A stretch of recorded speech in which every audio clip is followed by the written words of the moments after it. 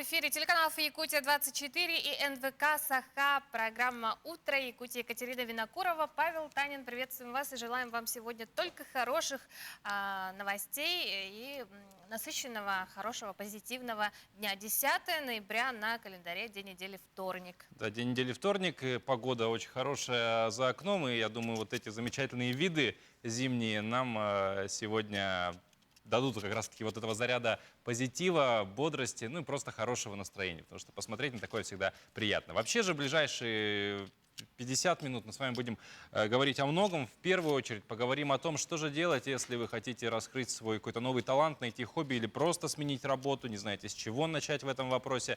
В этом нам помогут, конечно же, специалисты. Наши гости – это эксперт, кадровый эксперт и художник-живописец. Да. Имена мы пока называть не будем.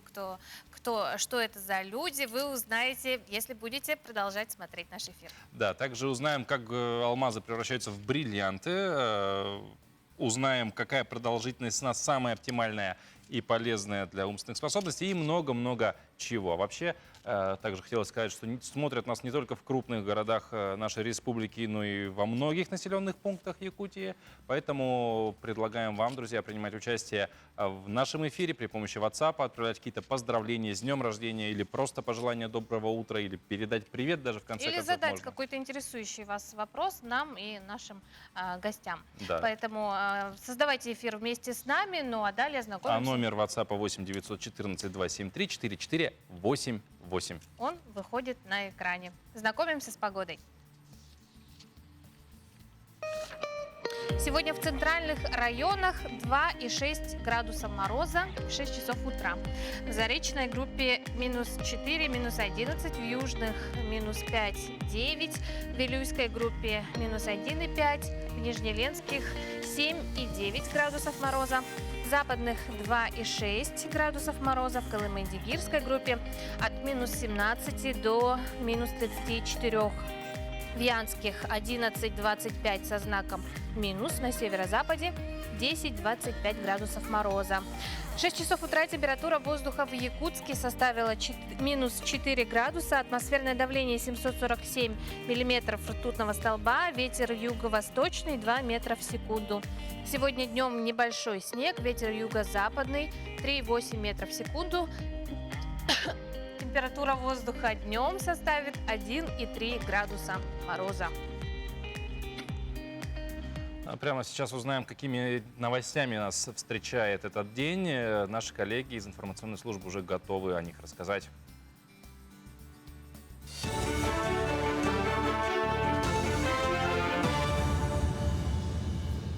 Якутия, доброе утро. Доброе утро, коллеги. Далее блок новостей. В Горном районе вакцину против ковида получили более половины населения Улуса. Также в районе введена система QR-кодов для допуска в учреждения культуры, спорта и общественного питания. Чтобы пройти в указанной организации, граждане предъявляют сертификат о вакцинации или о перенесенном заболевании, подтверждаемые QR-кодом, полученным на портале госуслуги «Стоп коронавирус». В селе Бердигостяхи работают 4 торговых центра, в которых уже работают по системе пропуску QR-код.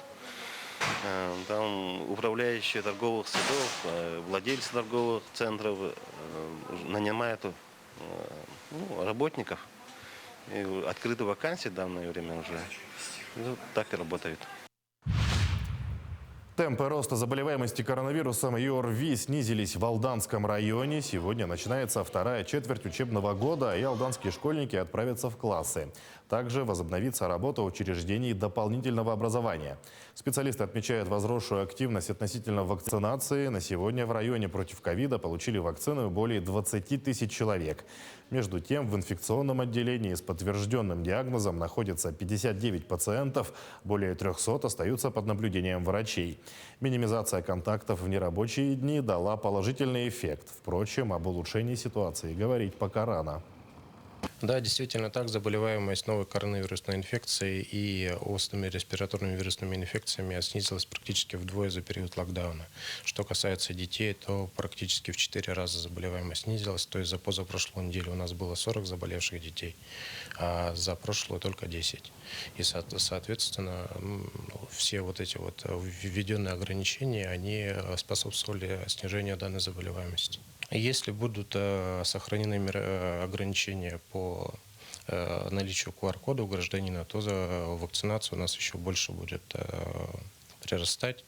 И на сегодняшний день мы вакцинировали более 20 тысяч человек, что составляет 78% от плана.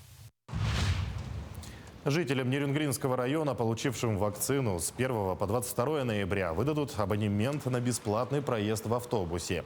В акции могут принять участие граждане, прошедшие вакцинацию либо ревакцинацию в Нерюнгринской центральной больнице. Выбрать необходимо один проездной билет, либо на бесплатный проезд по пригородным маршрутам, либо по междугородним. Чтобы его получить, нужно обратиться в районную администрацию и предъявить сертификат о вакцинации, либо справку. Ее выдают медработники сразу после получения прививки. Подойдет и выписка из личного кабинета портала госуслуг с указанием даты получения вакцины, а также паспорт. Абонемент действителен до конца текущего года. Тепло в Якутии останется недолго. 2 ближайших дня в столице температура воздуха будет не ниже -3 днем и -10 ночью. Это связано с прохождением циклона по арктическому побережью. Ожидается небольшой снег, но уже ближе к выходным синоптики прогнозируют сибирский антициклон. Осадки прекратятся, начнется прояснение, и уже 13-14 на западе и 15-16 ноября в центральных районах ударят 30-градусные морозы. Правда, ночью. Днем температура воздуха останется в пределах -20. Специалисты гидрометцентра отмечают, что если ранее ноябрь в Якутии считался полноценным зимним месяцем, то сейчас это скорее предзимье, что совершенно не свойственно для республики. Ночного выхолаживания нет, но и днем температура от -1 до -6 градусов. А в течение этой недели у нас пройдет еще один циклон. Траектория его будет южнее, чем этого. Он выйдет уже на материковую часть республики, поэтому он принесет еще свою порцию тепла и снега, и ветреную погоду в его тыловой части. И далее уже ближе к выходным у нас начнет восстанавливаться антициклон на территории республики, поэтому будет прояснивать, будет ночное выхолаживание. Сначала в пределах до 22-27, а начиная со следующей недели появятся 30-градусные морозы.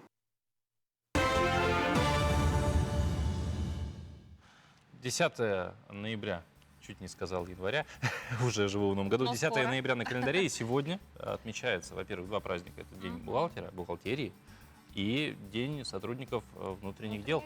С чем мы, собственно, поздравляем. А с другими датами событиями знакомимся далее в нашей ежедневной рубрике. Сегодня 10 ноября, среда. В России отмечают День сотрудника органов внутренних дел. Всемирный день науки за мир и развитие. Сегодня Международный день бухгалтерии или День бухгалтера.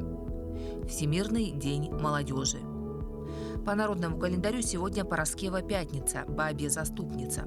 Если именины святой Параскевы выпадали на 5-й день недели, это считалось особенным праздником. В любом случае, неделю, на которую приходился День Параскевы, называли Пятницкой неделей. В этот день нельзя было ни мыть голову, ни купать детей. В то же время, если ребенок болел, его на Параскеву приводили к роднику, чтобы смыть все недуги. В 1866 году в этот день, в канун своего 45-летия, Федор Достоевский закончил диктовать свой роман «Игрок», начатый 16 октября, то есть за несколько недель до этого. 10 ноября 1910 года из своего дома в Ясной Поляне ушел 82-летний Лев Толстой. Свое последнее путешествие он начал на станции Козлова-Засека. По дороге он заболел воспалением легких и вынужден был сделать остановку на маленькой станции Остапова, где 20 ноября и умер. В 1917 году милиция в России получила свое законодательное оформление на основании постановления Наркомата по внутренним делам о рабочей милиции. Ровно 88 лет назад, в 1933 году, Иван Бунин стал лауреатом Нобелевской премии по литературе. В этот день родились Андрей Туполев, советский авиаконструктор, создатель самолетов серии Ту, академик. Эраст Гарин, советский актер, режиссер театра и кино, сценарист, народный артист РСФСР. Михаил Калашников, советский российский конструктор стрелкового оружия, доктор технических наук.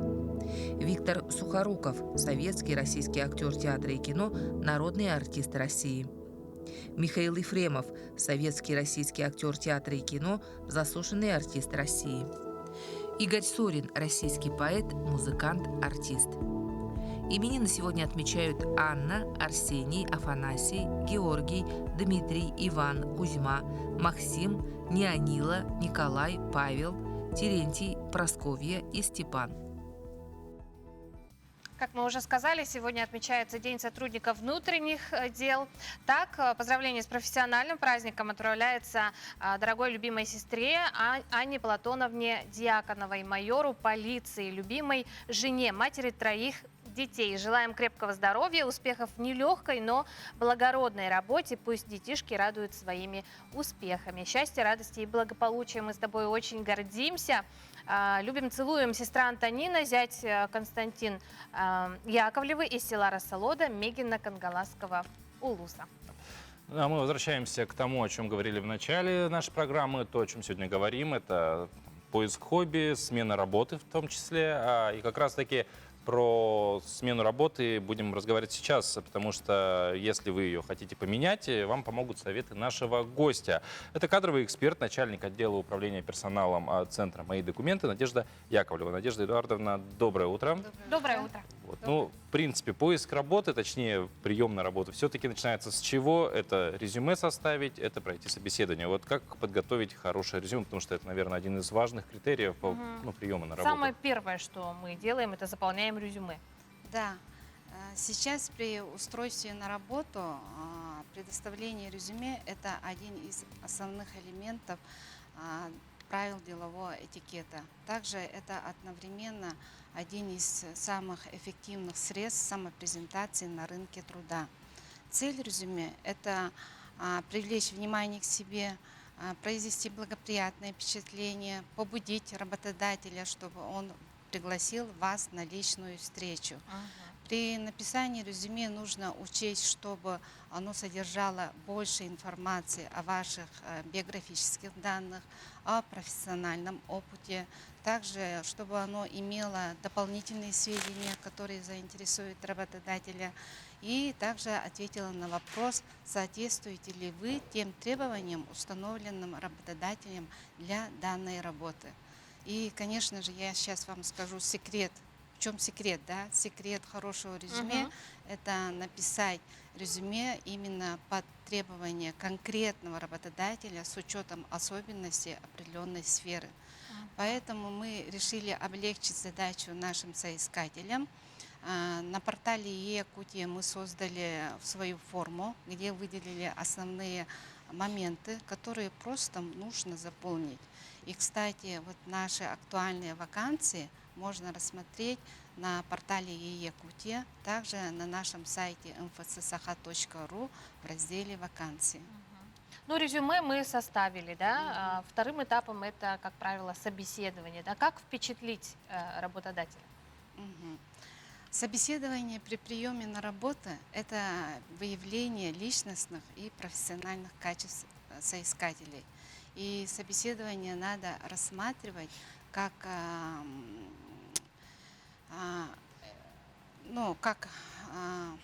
подготовка, да, что будет какое-то определенное дальнейшее сотрудничество. Поэтому в ходе собеседования нужно показать себя как зрелую, сформировавшуюся личность, осознающую свою индивидуальность и ценность. Мы же со своей стороны в ходе собеседования, конечно, как было уже сказано, выявляем личностные и профессиональные качества. Мы смотрим, насколько соответствует соискатель по нашим требованиям и насколько его принципы и ожидания соответствуют нашим стандартам и ценностям.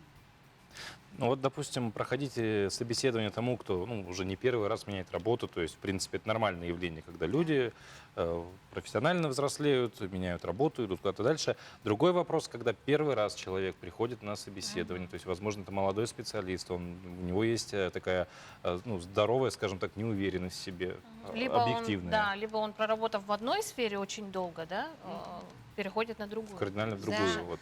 Таких соискателей бывает очень много. Поэтому, конечно, я бы посоветовала в первую очередь, да, постараться получить побольше информации о данном учреждении или организации, куда вы идете. Сейчас у всех есть сайт, где можно получить эту информацию. Во-вторых, обратить внимание на внешний вид. Это очень тоже, так сказать, очень актуальный момент, да. Потому что тоже предварительно можно уточниться, какой стиль там принят, свободный или деловой, но в любом случае нужно выглядеть опрятно и аккуратно. Также будьте пунктуальны, не надо опаздывать на назначенное время. Конечно, лучше подойти раньше, чтобы тоже предварительно ознакомиться с офисом. А при общении будьте вежливы, тактичны, держите зрительный контакт. Внимательно выслушивайте вопросы, не прибивая собеседника, и отвечайте только по существу. При завершении же беседы не забывайте об основных правилах вежливости. И самый главный момент – это, конечно, отвечать честно, потому что ответы сопровождаются внутренним состоянием человека и также жестами. А вот, кстати говоря, да, о честности, и вот опять возвращаясь к теме заполнения резюме, да, очень часто ведь мы его приукрашиваем. Согласны с этим, допустим? Ну да, такое Приписываем бывает. себе какие-то другие качества, да, более, возможно, к нам не подходящие. Да, такое тоже бывает. Но это со стороны соискателей, если смотреть, это обычные явления. Потому Но при что собеседовании, каждый, наверное, уже все да, понятно становится. Да, и когда человек проходит собеседование, как он отвечает на вопросы, да, насколько он готов и как он себя показывает, уже делаются определенные выводы. Ну вот хотелось бы тоже уточнить, а на что в первую очередь все-таки обращает внимание именно работодатель, тот, кто проводит собеседование, кто принимает на работу? У каждого работодателя есть свои определенные критерии. Но если в целом взять основные такие критерии предпочтений работодателей, то вкратце можно отметить следующее. Это, конечно же, общительность, это также именно умение работать в команде, быстрая адаптация, стрессоустойчивость, надежность, готовность к обучению, тактичность, дружелюбие и также готовность помочь людям, да. А если конкретно взять, что мы смотрим, в первую очередь мы, конечно, обращаем внимание на законченное профильное образование, но и в то же время на стаж определенный, на опыт работы, как некоторые требуют, да, мы на это особо не акцентируем. Это, конечно, большой плюс для вчерашних выпускников. Также мы обращаем внимание на компьютерную грамотность, насколько человек умеет работать на каких-либо информационных системах, насколько он умеет работать с оргтехникой. И также обращаем внимание на готовность к обучению, на саморазвитие, на профессиональный рост, на уровень стрессоустойчивости, на уровень внимательности и на умение понимать других людей и насколько он готов помочь им. И если в целом взять, нынче у нас уже 11 лет, как мы работаем, да, и через нас прошло очень много соискателей. И здесь надо отметить, что мы общаемся с каждым, так как у нас конкурсная система, и конкурс у нас начинается с вводной лекции, которую проводят наши специалисты, куда приглашаются все соискатели. И если также вкратце сказать о нашем коллективе, на данный момент у нас работает 570 сотрудников. Средний возраст у нас 32 года. У нас очень молодой, энергичный, сплоченный коллектив. Мы большое внимание уделяем на создание благоприятных условий труда, на обучение сотрудников, на создание открытой корпоративной культуры. И, к слову, также хочу сказать, отметить, что в этом году наше учреждение попало в рейтинг лучших работодателей России, который проводится на онлайн-платформе HeadHunter. Мы заняли 30 место в категории «Средние компании» и 44 место в субрейтинге «Самый популярный у соискателей». Конечно, это говорит о многом. Ну, Да. Надежда Эдуардовна, мы благодарим вас за беседу, желаем вам дальнейших успехов. А всем, кто желает найти работу, конечно же, желаем оставаться собой, быть уверенными, ничего не бояться. Паш, как много ты спишь? Ну, я тут могу рассказать притчу. Соль высыпается, сахар высыпается. Почему я не высыпаюсь? Ну, стараюсь много, получается, как получается. Ну вот, кстати говоря, от полноценного сна зависит не только наше здоровье, но и хорошее настроение. Ну а в конечном итоге и успех в жизни. Оказывается, больше 6,5 часов в сутки спать вредно. Это способствует снижению когнитивных способностей. К такому выводу пришли ученые университета Джорджа Вашингтона. Ученые в течение 5 лет исследовали качество сна у 100 пожилых добровольцев. Они зафиксировали на голове испытуемых специальные электроды, с помощью которых измеряли состояние покоя и отдыха промежутками в 4-6 дней. Изучив данные, специалисты выяснили, что на когнитивные функции мозга негативно влияет как недостаток сна, это менее 4,5 часов, так и переизбыток сна, это более 6,5 часов. И оказывается, что хорошо, что мы вот рано все встаем, потому что 6,5 часов – это, получается, такая золотая середина хорошая. Да, и вдвойне хорошо и тем, кто встает вместе с нашим утренним эфиром. Это говорит о том, что они не Sony, и главное, чтобы не спать менее 4,5 часов, тогда с умственными, физическим здоровьем все будет в порядке. Ну а прямо сейчас наши коллеги из информационной службы вновь готовы рассказать о последних новостях.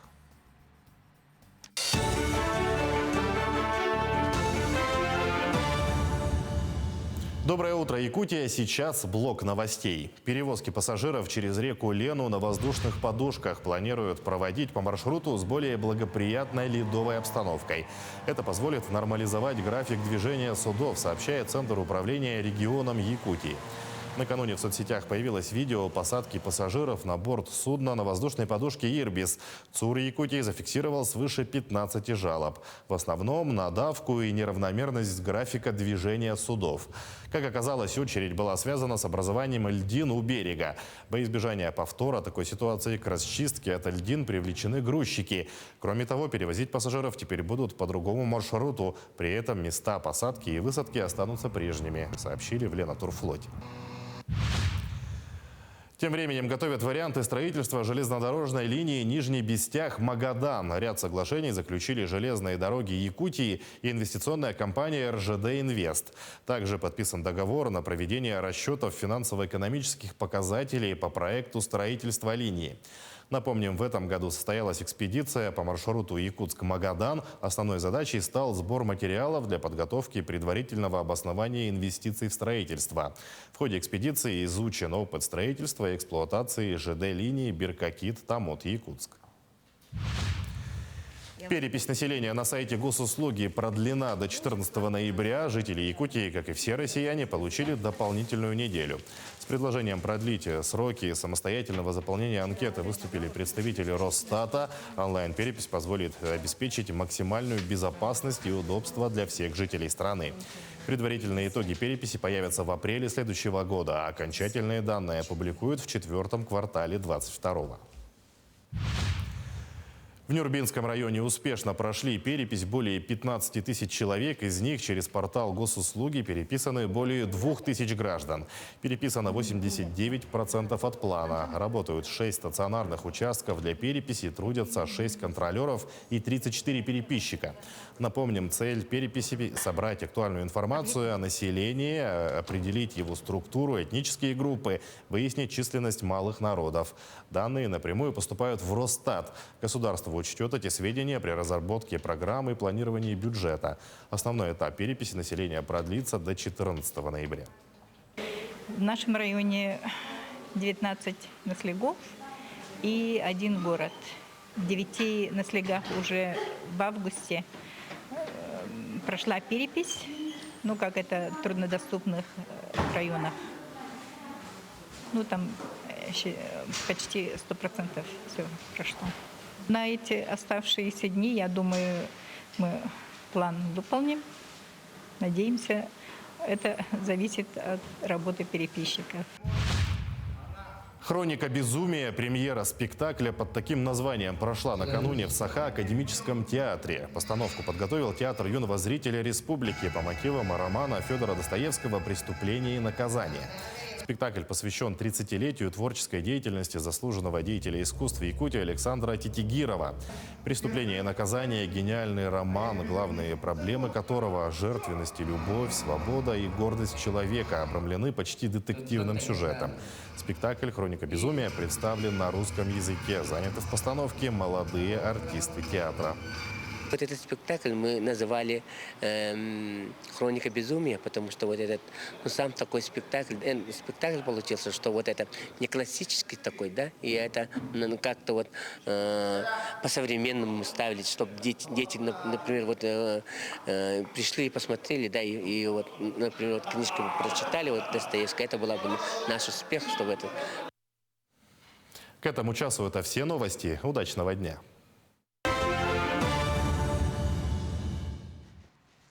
Тем временем в эти дни психологическую драму Нюча Владимира Мункуева покажут на фестивале «Темные ночи» в Таллине. Он будет показан в рамках программы «Свежие веяния» 25-го по счету фестиваля в столице Эстонии. В секции представлены 48 фильмов из разных стран, уже получившие награды на других известных фестивалях и интересные для самой широкой аудитории, сообщили в пресс-службе фестиваля. Драма Нюча снята по мотивам произведения польского писателя и этнографа Вацлава Сарашевского. Действие происходит в Якутии в конце 19 века. По сюжету Хабджи и его жена Керемес, похоронив второго ребенка, готовятся к суровой и голодной зиме. Местный князь вместо обещанной помощи навязывает им на поселение русского каторжника Костю. Роли в фильме исполнили Сергей Гилев, Павел Колесов, Ирина Михайлова и другие артисты. Мункуев за эту работу уже получил приз за лучшую режиссуру на фестивале «Кинотавр» в Сочи. Также картина удостоилась гран-при международного кинофестиваля в Карловых Варах в конкурсе «Восток-Запад». Фестиваль «Темные ночи» пройдет в столице Эстонии с 12 по 28 ноября. Ну что ж, вот так якутское кино семимильными шагами завоевывает, да, не только российские, но и мировые масштабы, площадки. Все-таки в чем секрет, как ты думаешь, у якутского кино? Секрет успеха? Мне кажется, просто то, что в Якутии живут очень талантливые и творческие люди. А еще у них тонкий художественный вкус. Сегодня в нашей студии одна из очень талантливых живописцев Якутии, член Союза художников России, заслуженный деятель искусств Республики, доцент кафедры живописи Арктического государственного института Марьяна Лукина. Марьяна Михайловна, здравствуйте, доброе утро. Доброе утро. Давай, может, ты пока присядешь? Да? Марьяна Михайловна, вот мы сегодня пришли, да, вы пришли к нам с атрибутами, это значит, что сегодня мы будем рисовать, устроим настоящий мастер-класс. Ну, почти. Да, почти. Будем учиться рисовать с Пашей. Ты рисуешь вообще? Я рисую палка-палка огуречек, вот и вышел человечек. Это тоже хорошо. Это тоже хорошо. Это тоже талант, наверное, да? Да. Это стиль. Да. Как вы думаете, вот в любом ли возрасте можно в себе раскрыть вот этот талант рисования? Я считаю, да, в любом. Потому что вот известный, кстати, французский импрессионист Поль Гоген, Он начал рисовать с 42 лет, если мне так. Ну, такие глубокие свои картины, да? Ага. Он осмысленно стал художником после 40 лет. Ага.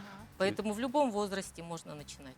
То есть творческая жилка может проснуться. Если тяга есть, если желание есть, это, конечно, хоть когда можно начинать. У нас есть и тяга, и желание, да? Может, давайте начнем, попробуем.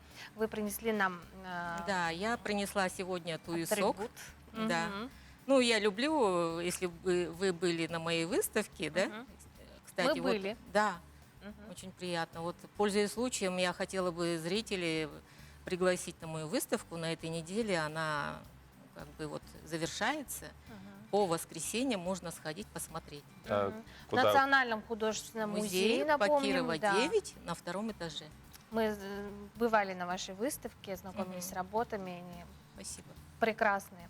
Ага, мы еще поднимем эту тему, да? Давайте начнем уже рисовать, не терпится, да? Ага, давайте Подойдем. встанем, как мы должны чуть сзади вас, поодаль. Так, лучше Мгм. вам смотреть, как я буду делать, да? Давайте. Так, Значит, что нам мы надо сегодня взять? начинаем зарисовок туиска мягким материалом сепии. Но поскольку мы как бы начинающие, да, с вами, да, художники. Мы начинающие. Да, мы сначала сделаем набросок карандашом, Мгм. потому что сепия, он такой материал, да, он, если там ошибка будет на Ага. бумаге, да, он плохо стирается. Марки. А Мгм. карандаш, он как бы... Так, любой карандаш можно Да, взять, карандаш простой пока возьмите, да. Давайте вот Мы такой сейчас возьму. композиционный, как бы, давайте подойдем, Мгм. да. Так. Так, давайте я буду Мгм. на... Вот наш туесок. Мгм. Мгм. Мы должны Смотрим на повторять за него. вами. Да, вы смотрите и повторяйте за мной. Сейчас как бы вначале мы его компонуем. Вот буквально вот берем вот так вот, да? Повторяйте. Так, Так. Вот видите, линия, Линия палочка, просто, да? Ага. палочка, да? Вторая палочка пошла. Так, снизу он, видите, овальный вот так вот чуть-чуть. Уже не палочка, а такая вот дуга. Мгм. А сверху у нас вот овал. Видите, да? Ага. Наметили? Наметили. Так, здесь у нас вот веревочка идет. Ой, Держалка. я слишком высоко подняла. Мгм. Да, у меня, кстати, тоже получилось так. Ну ничего, Ага. тут композиционно можно столик вот так показать, тогда у нас как бы Мгм. будет решен этот вопрос. Ага. И наметим вот полосочки. Видите, да? Полосочки наметим. Мгм. Сейчас, чтобы мы на... Так, Мгм. получается? Видите, да? Вроде Они да. чуть-чуть такие вот овальные, чтобы объем вот туиска показать, да? Ага. Так, Марина и Михайловна, вот по- снизу, Мгм. и снизу вот так вот. Ну и Вот. все, получилось у вас. Сейчас приступим к сепии. Ага. Ну, замечательно. ну, у меня немножко похуже. Вообще хорошо. Да. Так, теперь мы Неплохо. вот берем Мгм. сепию. Мгм. Это как мелки, да? Да, это как мелки. Или больше пастель, или как правильно? Нет, это не пастель, это сепия и Ага. сангина. Вот красная это Ага. сангина, а сепия вот так. Так. Как нам? Так? Угу. Мгм. Так. Так, и такие. И такой, и красноватый еще возьмите, Мгм. пожалуйста, Мгм. Катерина. Так. Так, и начинаем вот, Давайте. вот эта вот часть, она такая рыжеватенькая, да? Вот у вас ведь есть вот эта сангина красноватенькая, Ага. да? Возьмем ее вот с середины прямо начнем, вот так вот боком Мгм. прилаживаем. Красненькой, да? Да, вот так вот. Смотрите, О, ух ты. замечательно, да? Марина Михайловна, ну, поскольку вы преподаете, кого сложнее всего обучать? Детей, взрослых? Сложнее детей, Мгм. потому Мгм. что дети, они как бы, у них на уме чуть-чуть Мгм. такое Возможно, усидчивости не побаловат. хватает. Да, кстати. Ага. Видите, снизу, Так. а сверху вот тут уже, видите, у нас тут ободок есть светлый, да? И мы Мгм. его не полностью так сделаем, а ободок вот светлым оставим. Видите, да? Мгм. То есть контур дадим. Да, вот так вот. Боком уже не вот так Мгм. сплошной, да, а вот Вот так вот горизонтально накладываем. Ага. Получилось? Так, и тут то же самое, вот так вот. Марина Оставляем Михайловна. вот эту ширину, видите, вот этого берестяного ободка, то есть деревянного ободка. А вы со скольки лет начали рисовать сами? Ну, я, наверное, с детства рисую, как все дети, да. Дети ведь у нас рисуют Да, все рисуют. уже с детского садика. Мгм. В детском садике это основной предмет Ага. рисования. А когда вы поняли, что это вот призвание? Ну, призвание это... Я родилась в семье художника Михаила Васильевича Лукина. И, ну, по его стопам Мгм. пошла Уже как бы было все семейная традиция. понятно, определено, да? Да, да. Мы сейчас немножко прервемся, продолжим во время паузы рисовать. Оставайтесь с нами, не переключайтесь и продолжим разговор. Наметим его, да? Возьмем, может, вот темненький. Темненький. Мгм. Мы продолжаем рисовать Да, туесок. мы сейчас контур вот наметим, да, чтобы он у нас как бы Мгм. появился. Берем, значит, и вот так вот намечаем контур, чтобы у нас как бы объем Все. появился. Понятно, да? Ага. То есть как раз-таки тот контур, который... Были палочки у нас. Да-да-да. Мгм. Кстати, можно было, в принципе, с ангиной оставить красноватым, что-то черным. Давайте с ангиной все-таки его дорисуем. Так, с ангиной это у нас красненькая. ну уже все, да? Уже, да. Да, ну ладно. Нет пути назад. Нет пути назад. Ладно, пускай так. Так. Видите, да? К низу он чуть-чуть вот так. Он не весь такой прям прямой, да? Он чуть-чуть к низу вот так вот расширяется. Там у нас Вот, ободочек есть. возвращаясь к теме выставки, да, мы заметили, что большинство работ несут такой национальный дух, да, колорит якутский. Вот вы почему выбрали именно эту тему? Больше вот. Ну, потому что я патриот своей республики. Ага. Поэтому такая тема, наверное. А вот что повлияло, какой-то, может, кто-то из известных художников повлиял на ваше творчество, поменял мышление? Ну, конечно, первым учителем я изначально считаю своего отца, его творчество. И, и, и, конечно, своих преподавателей. Ну, в первую очередь, конечно, вот Таира Салахова, где я училась в Москве, в Цюриковском институте, мастерской Таира Салахова.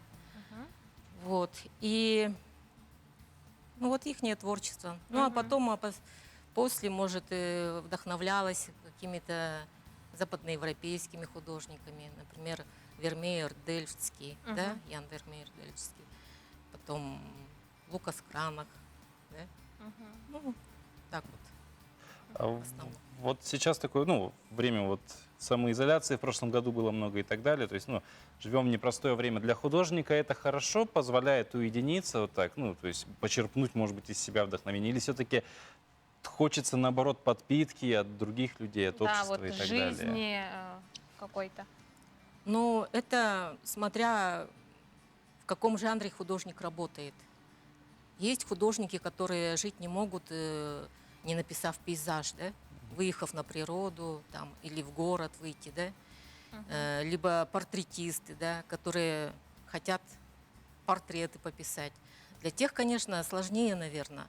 Ну, а тем художникам, кто уединенно любит в мастерской поработать, да, какой-то картины, там, композиционной, им, наверное, может выгодно.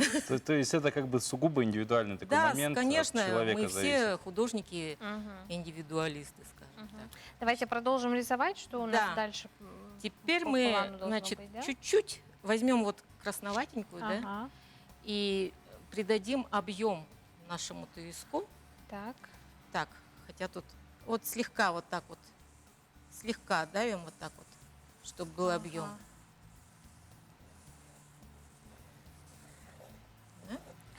Вот нам сегодня повезло, мы учимся у вас, можно сказать. А вообще вы в мастер-классы как-то к вам, может быть, попасть? Может быть, многие сейчас нас смотрят, хотят тоже научиться. Ну, я преподаю в Арктическом институте Только поступить можно. Ага. Так, и, кстати, институт вот ведет такие мастер-классы. Возможно, есть такая возможность попасть. Вот здесь мы чуть-чуть затемняем, видите, да? Тоже, чтобы вот этот круг у нас овальный. Добавляем и объемы тени. бьем. Ага, добавляем тени. Так. Ой, что-то мне не нравится мой рисунок. Ты на мой посмотри. Так. Мне кажется, у тебя очень хорошо получается, Паша. И тут вот на этих темных тоже прибавляем вот так вот. Они ведь темные вот сбоку, видите, да? Угу. Вот так вот. Так. Ага. Угу. Так.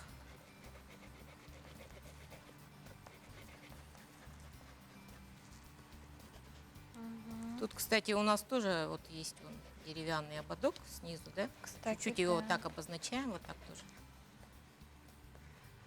Так. Потом у нас возьмем темненький, да, вот Угу. сепию. И снизу у нас тень, вот тень. Видите, это очень важно. Ну, как бы у нас появится тогда атмосфера, скажем так, воздух, если тени. Вот так вот снизу мы, видите, да, Прям получается по контуру той оранжевенькой, да? да, Почти. вот так вот снизу, видите, там тень.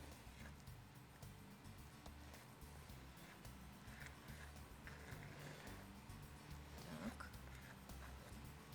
Так, нам уже пора заканчивать. Мгм. Ага. И небольшие, осталось, как да? бы, вот давайте добавим вот здесь, видите, да, орнамент такой есть. Вот так Мгм. вот. Вот так вот. Вот прямо. Сначала вот так вот сделаем, видите, да? Мгм. Идем. Просто такие полудуги, да? Да, У меня да, какой-то да. не ту рисунка, бочка какая-то получилась. Ну, правильно, форма как у бочки. Так, видите, да? Ага. И вот так вот потом пошли, чтобы облегчить. А. вот так. Все, мне уже поздно, я тут... Ага, всяко разно. Что-то пошло не так. Так, и потом вот под этим ободком тоже есть тень. И вот так вот снизу тоже под этим ободком, вот так вот темненьким. Раз, проводим линию. Мгм. Видите, да? Видим. Мгм. Под ободком идет тень. Ага. Да. Что ж, Марьяна Михайловна, думаю, пора завершать. Вот, работа еще не закончена, но тем не менее, я думаю, вы уже можете оценить нас как учеников, наши работы. как Твою работу и мое начинающих. безобразие. Да. Прекрасно? Прекрасно. Прекрасно. Я- Ну, это вообще замечательно. Видите, у вас даже фактура вот бересты получилась. А, да? Вот это вот, да. Мгм. Да? У нас Можно было вот так вот даже, знаете, видите, там Мгм. на белой бересте вот эти полосочки есть. Ага. Мгм. Вот так вот добавить, Мгм. видите, да? Мгм. Вот тут вот Так, такие вот. так, это штуки. береста, да? Да. Вот такие вот штучки. Полоски провести, да? Ага. Сейчас я... Ну, у вас уже там, У меня есть своя Уже береста, да. я не буду усугублять. да. Мгм. Мгм. Вот, ну, на Ну, самом вообще. деле, Нормально. очень прекрасно. Очень замечательно. Ну, буду, возможно, практиковать. Да, для Дальше. первого раза вообще Да, хорошо. думаю, что мы уже можем рисовать и дальше, Да. переходить Да. в какой-то другой этап. Да. Марьяна Михайловна, спасибо вам огромное, что пришли к нам, Вам спасибо. рассказали, показали. Научили, опять Мгм. же. Спасибо. Успехов вам в творчестве. Ждем новых выставок. Да. Спасибо большое. Спасибо. Мгм. Ну, а у нас в свидания. гостях была непосредственно Марьяна Михайловна Лукина, доцент кафедры живописи Арктического государственного института культуры и искусств, живописец, член Союза художников. Ну а дальше тоже расскажем про творческую семью умельцев из Рязанской области, которая превратила свой дом в сказочную усадьбу. Вольный художник Юрий Трубин вместе с семьей создал на своем участке в деревне Диулино под Рязанью сказочный мир. Собственно, на 2 гектарах земли обитают драконы самые настоящие. Главной достопримечательностью деревни Диулина можно назвать этот заповедник сказок. Настоящую магическую атмосферу вокруг своего жилища создала семья Трубиных. Так получилось, что в одной семье проживают талантливые скульпторы и художники, которые не спеша смогли создать настоящую сказку Древней Руси. У нас сначала пошло от папани. Вот он, когда служил в армии, он начал потихонечку резать всякие мелкие интересные штуки, кольца, шкатулочки. Вот. Потом Андрей, его сын, начал учиться у него резьбе по дереву. Вот. И они вместе как-то начали заниматься деревом, резьбой. В наполнении сказочного участка задействована вся семья. Отец Юрий и сын Андрей создают скульптуры. Сноха Дарья занимается их росписью, а хозяйка дома Инесса делает кукол и шьет. Сначала был один дом. Приходили посмотреть на дом. Потом появилась беседка. Приходили посмотреть на беседку. Потом построили баню. Да, естественно. То есть вот просто людям приходили и говорили, а можно посмотреть? Вот. То есть и так потихонечку территория разрасталась. Андрей приобрел свой участок, да, построил свой дом. То есть и как-то все равно какие-то знакомые, соседи приводили своих знакомых, можно прийти посмотреть. И постепенно, то есть поток туристический, он нарастал. Небольшие домики с утварью старинных времен с местами для чаепития соседствуют с боевыми кораблями викингов, змеями, драконами и бабой-ягой. И все продумано до мелочей. По словам создателя усадьбы Юрия Трубина, композиции рассказывают свою историю, а персонажи воплощают идеи автора. Может быть, от силы как-то названо, ну, может быть, большими куклами. Но главное, что в тех композициях это не случайный набор страшилок, там вот с такими зубами, с такими ушами, глазами страшными. Это просто в каждой есть своя идея, в каждой есть своя интрига. Сначала возникает интрига, идея, а потом я придумаю, как выглядят персонажи этой истории, этой интриги. Сам хозяин усадьбы тоже напоминает языческого волхва из Древней Руси. Вся семья не просто здесь творит, она живет этим процессом, который в усадьбе непрерывен. Трубины даже ни разу не подсчитывали свои экспонаты. Их здесь огромное количество, от микроскопических и до гигантских. И в каждом из них скрывается своя душа. Вот сегодня своим примером показали мы, что никогда не поздно научиться чему-то новому, поэтому желаем вам, может быть, не сегодня, но в ближайшем будущем начать развивать свои таланты какие-то скрытые. Да, обязательно развивайте себя. Если вы чего-то хотите, то непременно все обязательно получится. Главное работать, главное хотеть и главное делать это с любовью от всей души. Да. 10 ноября на дворе сегодня, на календаре. Побеждайте этот день, с хорошим настроением его проведите. Отличного вам дня и хорошего настроения. Увидимся завтра.